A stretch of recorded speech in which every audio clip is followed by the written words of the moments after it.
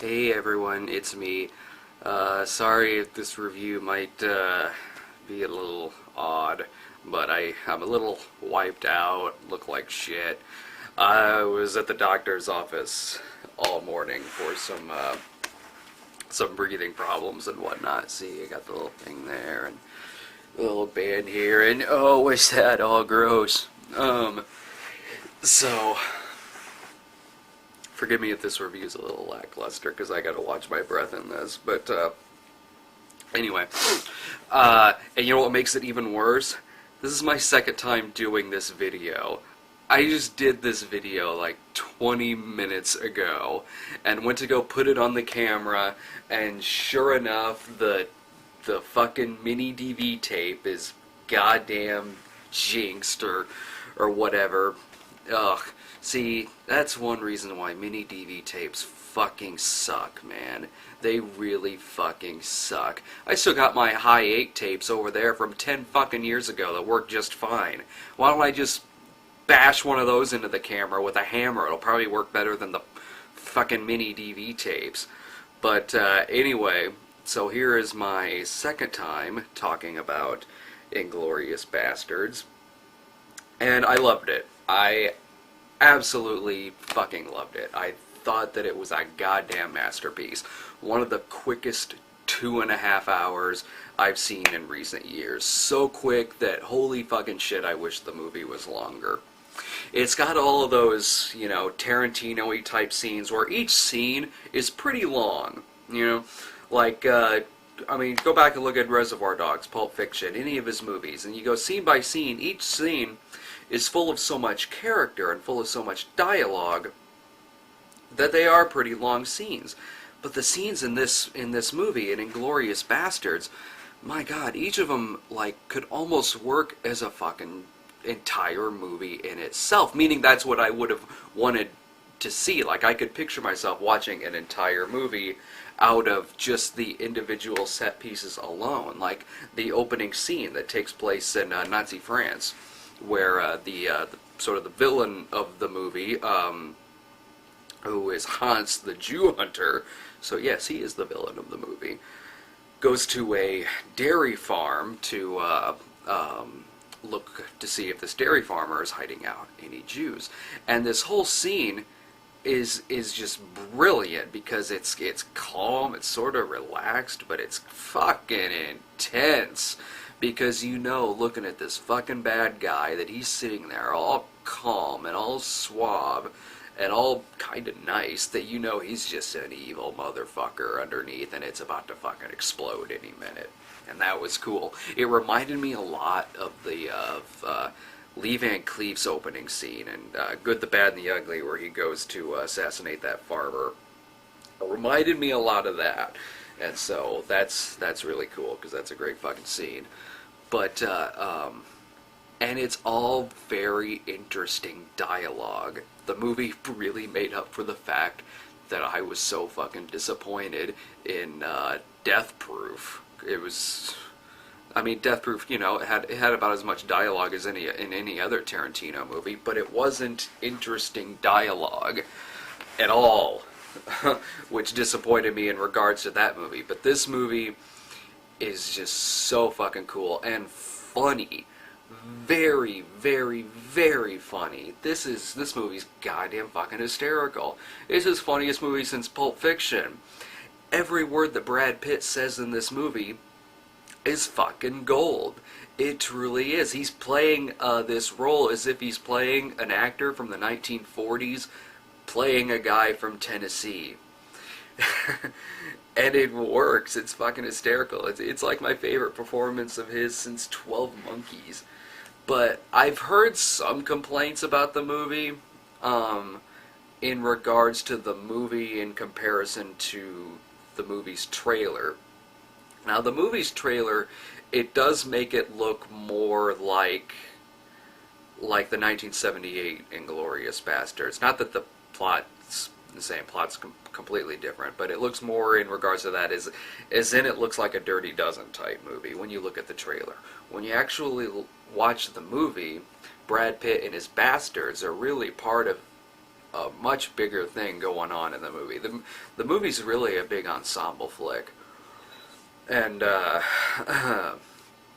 um, one of the other main plots in the movie, it has to do with this Jewish woman who escapes from the beginning of the movie when the Jew hunter comes to kill that family, and she escapes, and then a few years later she ends up running a movie theater. Now, this comes at a time when Joseph Goebbels has put together this new action movie starring a German soldier who took out a bunch of people from a bell tower, and he's put together this action movie, and the soldier wants it to premiere in this theater because he wants to fuck the theater owner. And so now that she knows that all these high-ranking Nazis are going to be in this theater, she wants to fucking burn it down out of revenge. So she is setting up her own trap. Meanwhile, we have the Basterds doing something similar in the movie theater. So that all kind of comes clashing. Really, like, each story is its own separate entity. Like, I think that her story is in the movie probably about as much as the story of the Inglourious Basterds. And it's almost kind of, not that the movie, not that this is really the fault of the movie, but more of how the trailers went. Since the trailers make it look so Inglourious Basterds oriented, when you look at the full trailer for this movie, excuse me, I guarantee you I'm doing much better this time than I did the first time I reviewed this movie on camera. When you look at like the full trailer for the movie, I think they probably used like a snippet of about every Inglourious Basterds scene, every scene featuring Brad Pitt and his bastards, in like the full trailer. So when you see that, and then you see the movie, you kind of know where the scene is going because you saw it in the trailer. So in that regards, I mean, that's not really a fault of the movie at all. That's just more of a fault with the trailer. But so you know, that kind of, you know, takes a little bit of the suspense away. But other than that, I mean, I really didn't have much complaints about the movie. I really didn't. I mean, everyone is fucking great in the movie. Christoph, I'm sorry for not remembering the last name. I'm so fucking out of it right now. But actor who plays the Jew hunter, it's true. He deserves a fucking Oscar for this movie, and I will put money down that he's gonna get a fucking Oscar for this movie because he goddamn deserves it. Brad Pitt, amazing performance. And Eli Roth, that's a surprising performance as well. I'm sure you've seen some other videos on the site, including some of the podcasts I've done. To say that I'm not a fan of Eli Roth's writing is like the understatement of the fucking year. But I gotta say, man, I mean, his performance in this movie is just downright psychotic. It's fucking good. He is really fucking good in this movie. It's like, if he could write as good as he can act, fucking Cabin Fever would have been as good as Rabid. But, you know, Cabin Fever sucked. But one weird thing about it is this. I'm kind of halfway about this. One of the reasons why I almost wish the movie was longer is because I would like to have known a lot more about the other bastards in the movie. Like Sam Levine, he plays one of the bastards in the movie. I'm not even sure if his character lived by the end of the movie. Like, I went to go see it with some friends of mine, and afterwards we're like, what happened to Sam Levine? Did he even live?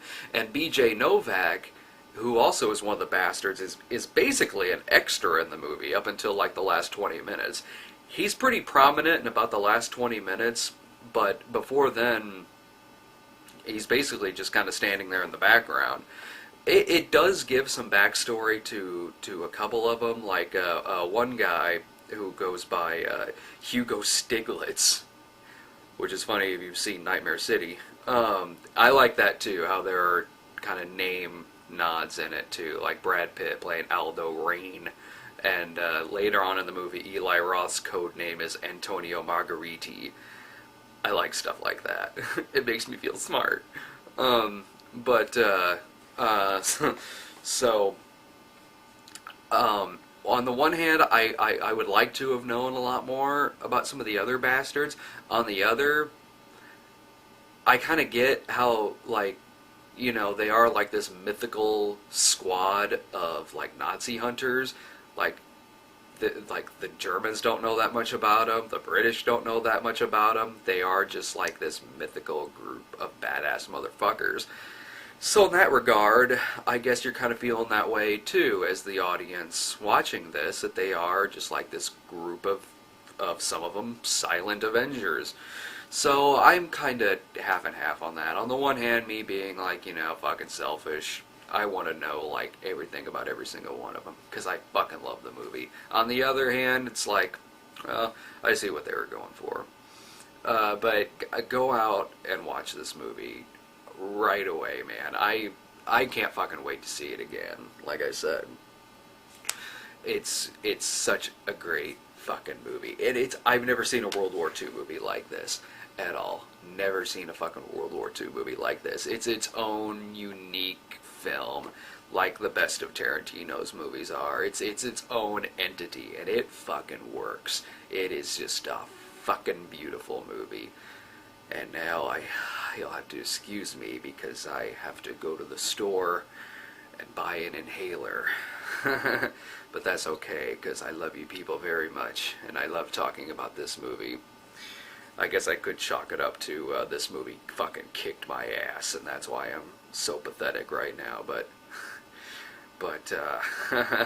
just having some breathing problems. So I'll be back in shape before too long. So go see that movie.